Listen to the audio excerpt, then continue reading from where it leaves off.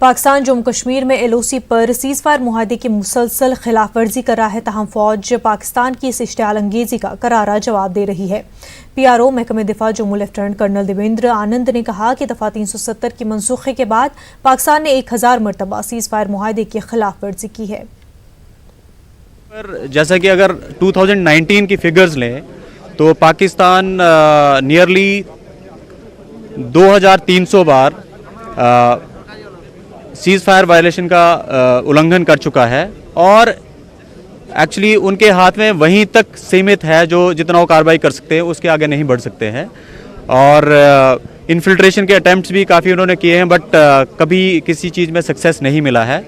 इसके अलावा अगर आप पोस्ट एब्रोगेशन 370 अगर हालात देखें तो उन्होंने कम से कम 1000 टाइम्स सीज़ फायर वायलेशन किया है, जो कि एक रिकॉर्ड है आज तक के टाइम में। एंड वो कितने भी मंसूबे रखें, बट भारतीय सेना इतनी चौकन्नी है और इतनी तत्परता से बॉर्डर्स को गार्ड किए हुए है कि वो किसी भी अपने मंसूबों में कामयाब नहीं हो सकते। महकमे दिफा के PRO से मौसम सरमा में पाकिस्तानी दरअंदाजी की कोशिशों को नाकाम बनाने के हवाले से पूछा गया तो उन्होंने कहा कि इस तरह की तमाम नापाक कोशिशों को नाकाम बनाया जाएगा।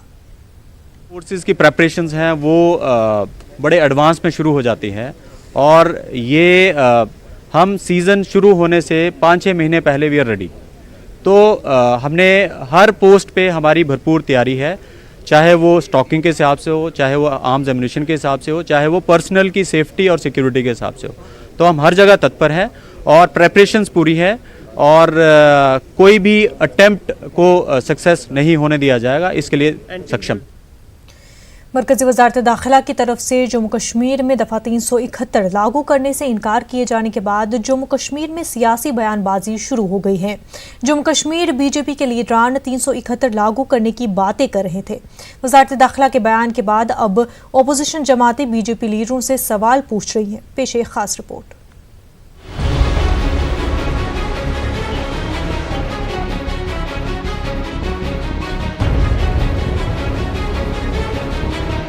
जम्मू कश्मीर की खुसूसी पोजीशन खत्म किए जाने के बाद जम्मू कश्मीर BJP के लीडरान ने लोगों को ये भरोसा दिलाया था कि ज़मीन के हुकूक के तहफ़्फ़ुज़ के लिए जम्मू कश्मीर में डोमिसाइल एक्ट लागू किया जाएगा।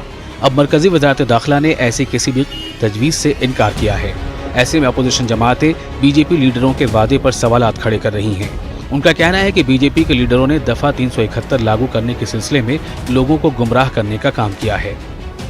कांग्रेस पार्टी का हमेशा से ये मानना रहा है कि जिस तरह से जिस जल्दबाजी में 370 को हटाया गया, उसके बाद जब इनको लगा ज़मीनी तौर पे ज़मीन पे आके कि इसका रिएक्शन जो है एडवर्स हो रहा है, जम्मू में भी आवाज़ें उठने लगी।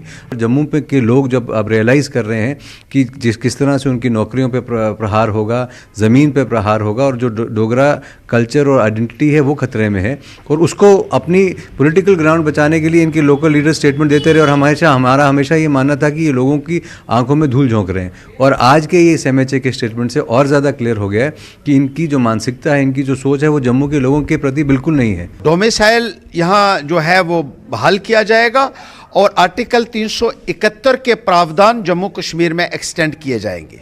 इसके बारे में बड़े बड़े बयानात उन्होंने दिए, मीडिया के माध्यम से बड़े बड़े लेख अखबारों में छपवाए, लेकिन आज उनकी पोल खुल गई क्योंकि मिनिस्ट्री ऑफ होम अफेयर्स ने साफ कह दिया कि ऐसा कोई भी प्रपोजल उनके पास नहीं है और ना ही वो आर्टिकल 371 के प्रावधानों को जम्मू कश्मीर में एक्सटेंड कर रहे हैं, कि उनके पास कोई भी प्रपोजल नहीं है यहाँ के लोगों की ज़मीनों और यहाँ के लोगों के जॉब्स को जो है यहाँ सुरक्षित रखने के लिए।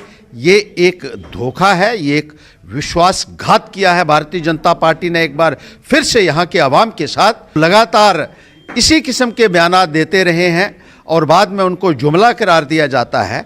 तो एक बार फिर से भारतीय जनता पार्टी की जो दोहरा चरित्र है, उनकी जो डिसेप्टिव पॉलिटिक्स है, वो लोगों के सामने आई है। गौरतलब है कि जम्मू कश्मीर से दफ़ा 370 खत्म किए जाने के बाद डॉक्टर निर्मल सिंह समेत कई सीनियर BJP लीडरों ने लोगों को भरोसा दिलाया था कि उनके ज़मीनी हुकूक की बरकरारी के लिए डोमिसाइल एक्ट लागू किया जाएगा। BJP के ये लीडरान भी वज़ारत दाखिला के बयान के बाद सख्ते में आ गए हैं। जो भी केंद्र की तरफ से आज तक फैसले लिए गए हैं या लिए जाएंगे, वो जम्मू कश्मीर की जनता के हित में होंगे। तो एक उम्मीद करनी चाहिए कि जो भी आगे रूल्स बनते हैं, कानून बनता है, वो जम्मू कश्मीर के हित में ही होगा। ठीक है कि कोई भी नौकरी अगर यहाँ पर जम्मू कश्मीर में निकलती है, स्थानीय लोगों को उसमें प्राथमिकता हो। यहाँ की जो लैंड है किस प्रकार से, उस पर कुछ ना कुछ ऐसे रूल्स होने चाहिए कि किसी रूल के तहत ही बाहर के लोग भी आएँ, तो केंद्र उस पर जरूर ध्यान देगा। माना जा रहा है कि गुज़िश्ता दिनों कई मकामी बीजेपी लीडरान ने दिल्ली जाकर इस मामले पर मरकजी लीडरों से बात भी की थी, ताहम इस बातचीत का कोई खातिरख्वाह नतीजा नहीं निकला है। अब वज़ारत दाखिला ने सभी क़यास आराइयों को ख़त्म कर दिया है। न्यूज़ 18 के लिए जम्मू से समीर भट्ट की रिपोर्ट।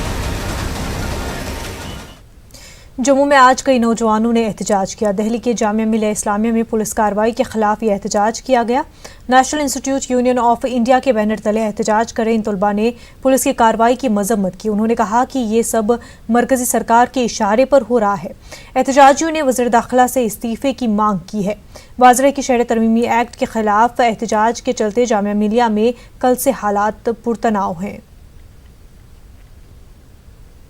ये जो कल स्टूडेंट्स पे लाठीचार्ज हुआ था, उसके खिलाफ हम लोग प्रदर्शन कर रहे थे और हम सरकार को साफ शब्दों में अमित शाह जी का रिजाइन चाहते हैं कि जिस तरीके से पुलिस ने कल AMU में, जामिया में और दूसरी यूनिवर्सिटीज़ में घुस के लाठीचार्ज किया, हम उसकी शदीद अल्फाज में निंदा करें।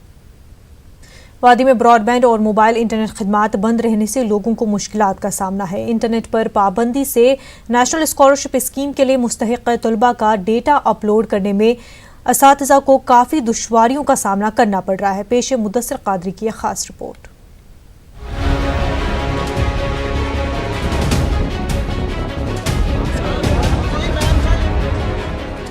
अनंतनाग के चीफ एजुकेशन ऑफिस की तंग और तारीक गलियों में इंटरनेट बहाली का मुतालबा कर रही ये भीड़ मुख्तलिफ स्कूलों से आए असातिज़ा की है। ये असातिज़ा कई रोज से कौमी स्कॉलरशिप स्कीम के पोर्टल पर डेटा अपलोड करने की कोशिश करते आए हैं। इन्हें सरकार की तरफ से ये डेटा मुकर्रर वक्त के अंदर अपलोड करने की हिदायत दी गई है। कश्मीर में इंटरनेट की अदम दस्तयाबी की वजह से इस काम को मुकम्मल करने में मुश्किलात का सामना है। इसके लिए कायम इंटरनेट फैसिलिटेशन सेंटर नाकाफी है।